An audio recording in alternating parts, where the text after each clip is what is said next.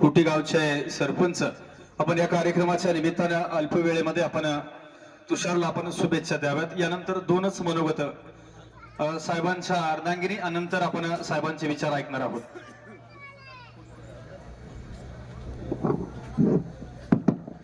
आजचे सत्कार मूर्ती आमचे मित्र तुषार विलास धुमाळ यांच्या कार्यक्रमासाठी आपल्या करमाळ तालुक्याचे नेते शंभूराजे, त्याचबरोबर सर्व करमाळ तालुक्यातील अधिकारी पदाधिकारी, आमचे मार्गदर्शक, यामध्ये मला नेहमी उल्लेख करावा वाटतो असे आमचे राजकुमारजी शेरे साहेब।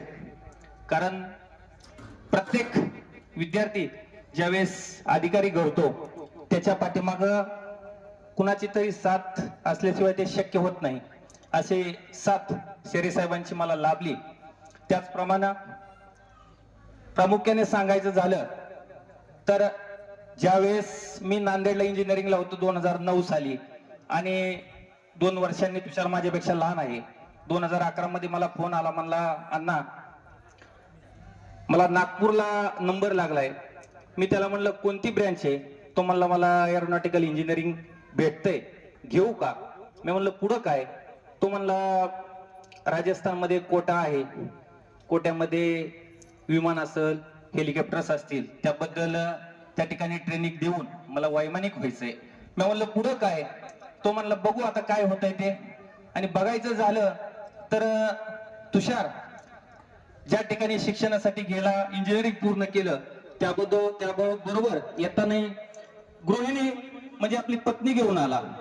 म्हणजे बघा कुणाचं कुठं भाग्य उजळल सांगता येत नाही, त्याप्रमाणे या यशामध्ये त्यांची पत्नी असेल, आणि यामध्ये प्रामुख्याने सांगायचं झालं तर तुषारचे वडील आबा, त्याच्याबरोबर त्यांची माता, लहानपणापासून म्हणजे मी माझं 10वीचं शिक्षण होईपर्यंत आम्ही सोबत, त्याच्यामध्ये स्नेहल असेल, तुषार असेल, या सर्व खेळीमेळीच्या वातावरणामध्ये 10वी पर्यंत शिक्षण कसं केलं ह्या तुषारच्या आई वडिलांनी बघितलेले।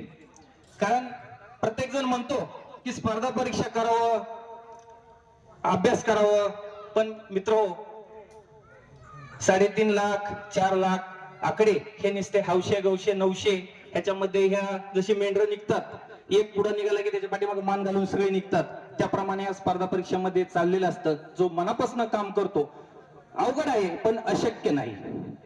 त्यामुळे प्रत्येक पालकांना मी अशी विनंती करेल की आपलं कुटुंब, त्याच्याबरोबर आपला समाज, आणि महत्वाचं म्हणजे शिक्षण हे कधीही आताच आपल्यामध्ये जोळ सर असतील, त्याबद्दल शिक्षण मंडळांनी सांगितलं की शिक्षण हे असं पाहिजे की जरी आपल्याला स्पर्धा परीक्षेमध्ये अपयश आलं तर त्याच्याबरोबर या यशानं खचून न जाता पुन्हा आपल्याला उभारी घेता यावं।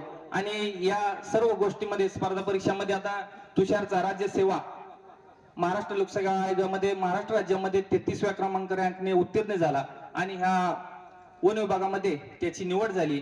त्याबद्दल सर्व कोटी ग्रामस्थ, माझं कुटुंब यांच्या वतीने मी त्याला शुभेच्छा देतो आणि थांबतो। धन्यवाद।